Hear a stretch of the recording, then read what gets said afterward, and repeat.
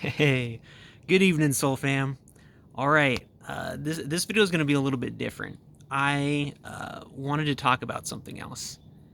A lot of the things that I talk about are or so far, kind of metaphysical, spiritual, very, I don't know, celestial, less solid.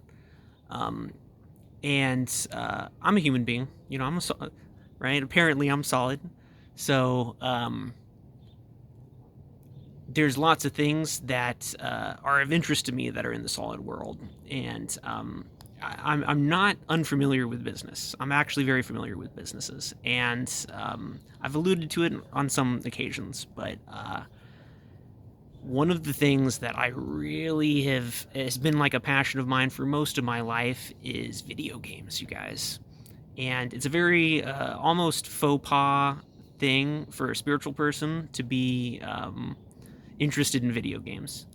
I think that they're great mediums, you guys. They are wonderful mediums for storytelling, for play, for development, for so many different things. Um, Many different layers. I feel like a well created video game is such a breeding ground for imagination, for experience, for everything. Um, and there's so many different kinds. Like that's one of the things. There's it's very dynamic. Since I've done the ritual of release, I really haven't played any video games. It's just been kind of that situation. Like my house situation, there's lots of things going on with it too. But the the reason that I wanted to talk about this is because if I can, I want to get involved in the field if I can.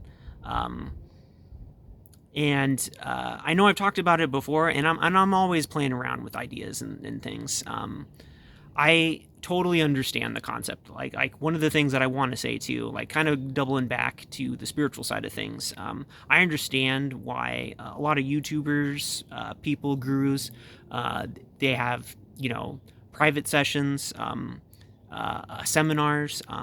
All of those things are actually valid. I don't want to invalidate those because of my own particular stance. Maybe someday I'll do the same thing. Who knows? But I feel very called, like extremely called, for my spiritual stuff to be accessible to as many people as possible. I think that's extremely important. Like I said,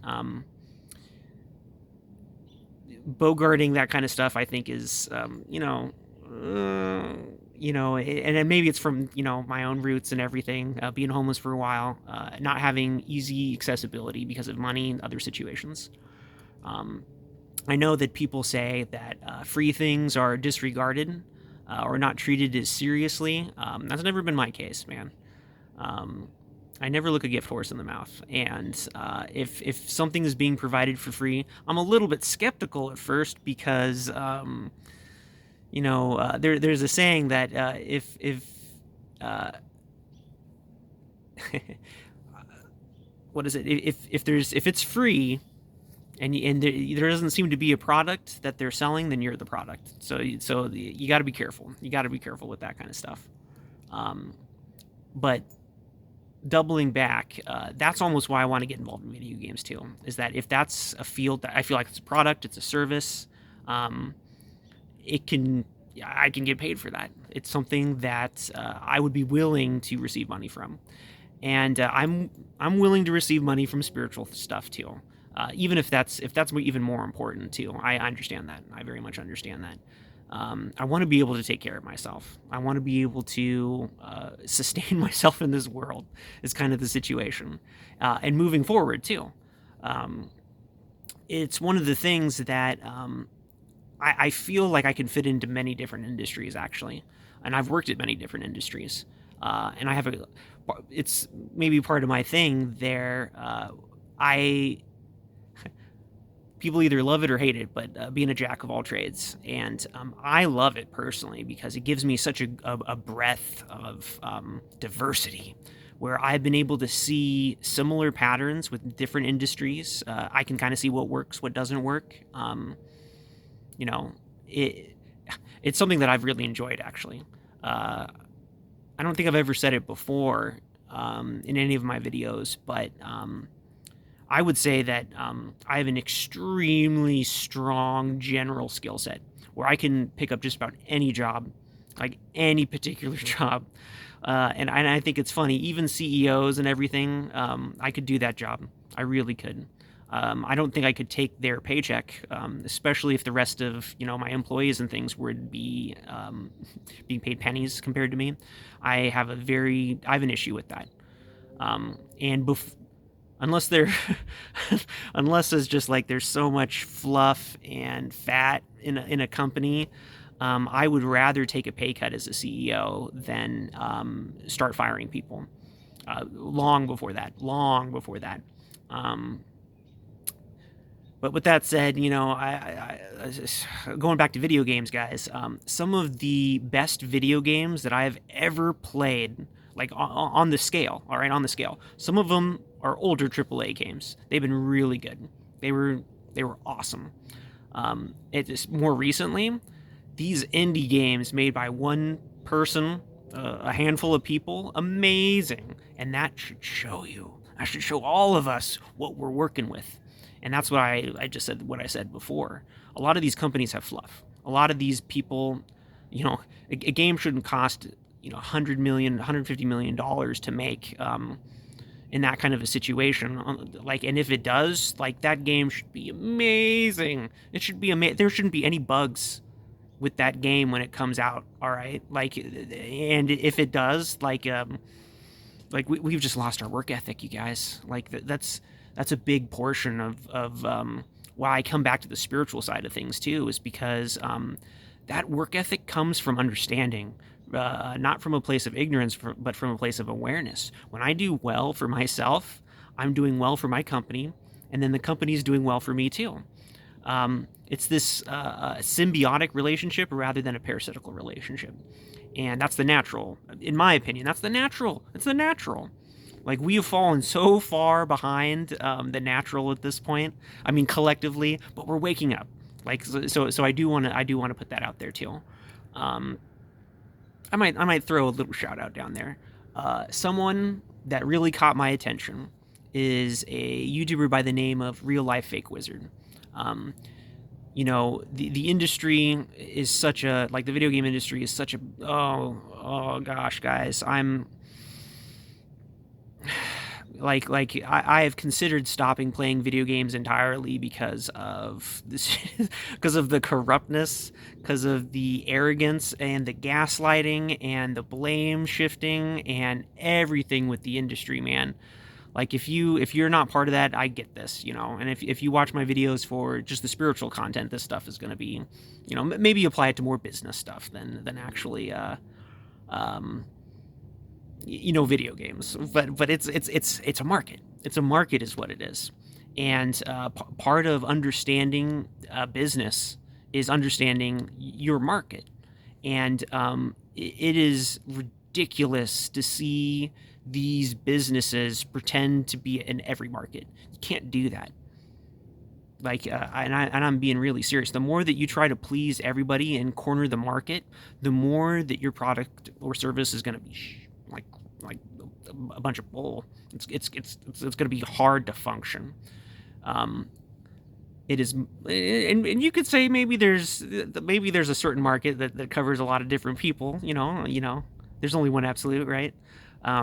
But with that said, I think it's much better to specialize and to focus on your market, your niche, however it's pronounced, because that is your market. It's so simple. It's so simple. And for people who don't see that, it's because they're after the money.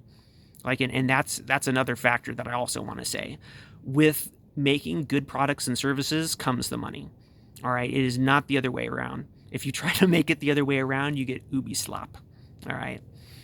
You get just Concord, man. You get games that are not really designed to be played. They're not really designed for a market, even. I'll get into more details another thing. And I love going back to who I was giving a shout out to. And I'm just going to call him the Wizard for now, He goes by, I think, the fake wizard, but real life fake wizard, right? He is a very smart individual.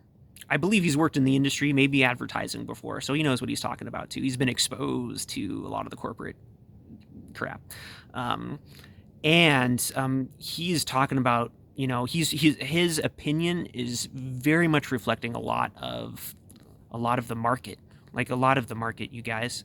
It's crazy because it's individuals like that which have me keeping hope for the industry.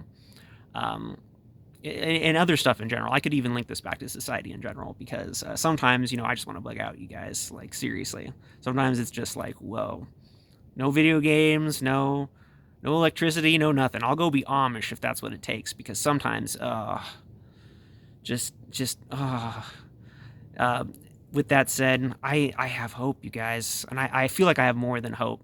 Um, I'm glad that I know some homesteaders, and so if a situation really gets bad, I have an escape route. Um, with that said, I don't want us to have to use something like that. I'd rather us participate in the industries and in the things which are important to us.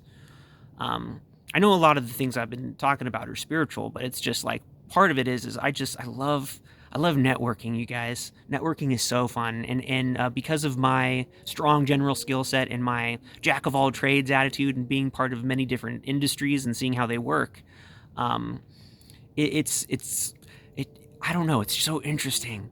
It's fascinating for me, and I want to be able to participate in it and give my shine my light. In whatever way that happens to be. Um, and so, kind of looping back to the fake wizard, man. Um, I love what he's doing. Like, talking about some of the, like, exposing the, I'm just going to be blunt, the idiocy of whoever's making these decisions. They obviously don't love money, or they or they love money so much that they're driving it away from themselves. That's why I don't understand. I don't understand even how they're treating their customers, their market. It's like it's idiocy. I can't believe it. Like, this is why I get the bug out vibe sometimes. It's just like, if this is the leadership that we have, no thanks, no thank you. Um, and I'm starting to realize now, um, we've been kind of living in an old world paradigm for a while. I It's a funny thing because I have my own opinion about things, but I feel like my grandparents' generation never allowed my parents' generation to really take the reins. My grandparents' generation just held the reins until they died. And so when the reins were passed on through default to my parents' generation, they didn't know what to do. And they basically just laid down and died. Like, and I hate to be blunt with that, but that's how I genuinely feel about the situation. Is that my parents' generation, they were just like, well, I don't know what to do, so and more metaphorically, maybe literally too in some ways, but it's like they've just given up. They've just given up, and you know I almost want to give them the finger. I'm not going to do that on YouTube, but you know what I mean, right? You know what I mean. Um, so, like, what does this mean? You're looking at the new CEO. You're looking at the new world leader. You're looking at the new boss, right? I'm 41 years old, you guys. Like, and even though I'm not in an industry right now, and especially with how I've seen things, people get hired for stupid things, man. Like, I feel like it's really just like you go to an interview, or somebody. That's kind of what it is. Somebody who knows you or can vouch for you, then refers you, and then you get a position. And it's kind of always been that way. You never really know what you're hiring and everything. And having someone to vouch for you is very important. I think very important for that kind of a field and everything. Any field. Any field.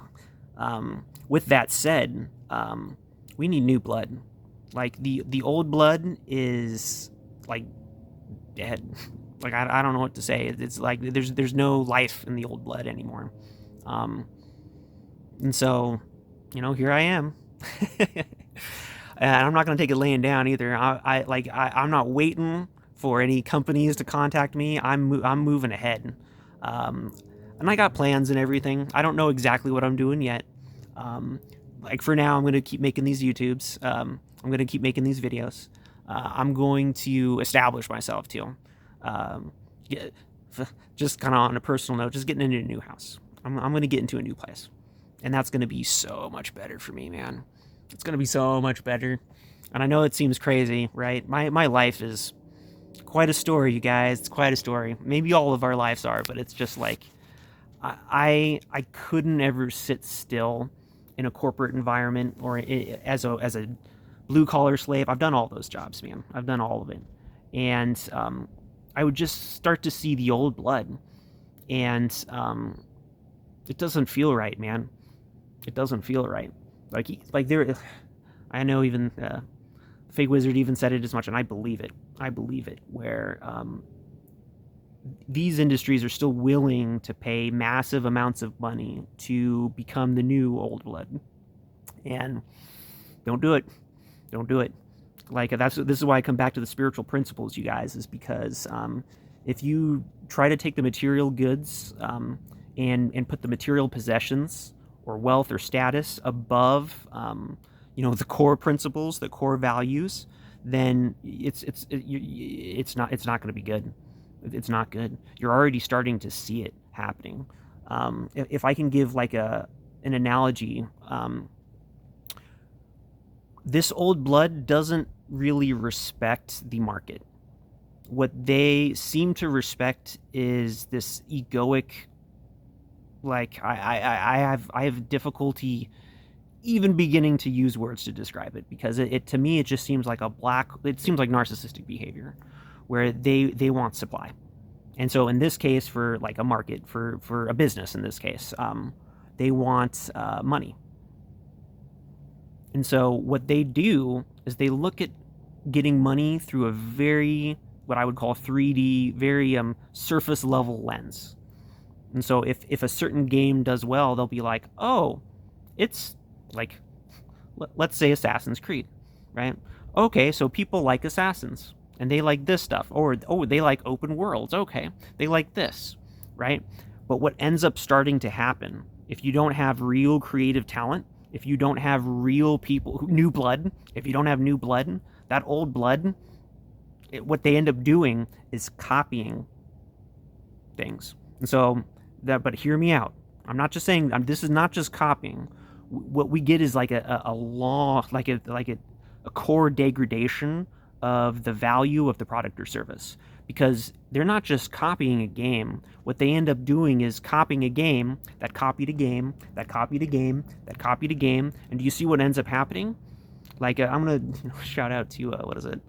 I can't even remember right now, but like Paper Jam Dipper, where when you get copy of a copy of a copy of a copy of a copy, the original core principles and values of that are so degraded that it doesn't exist anymore.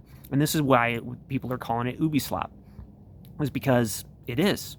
They have copied them. Like at this point, it's like executives who are copying these patterns from real games, from real creative talent, and then they just copy that over and over and over again.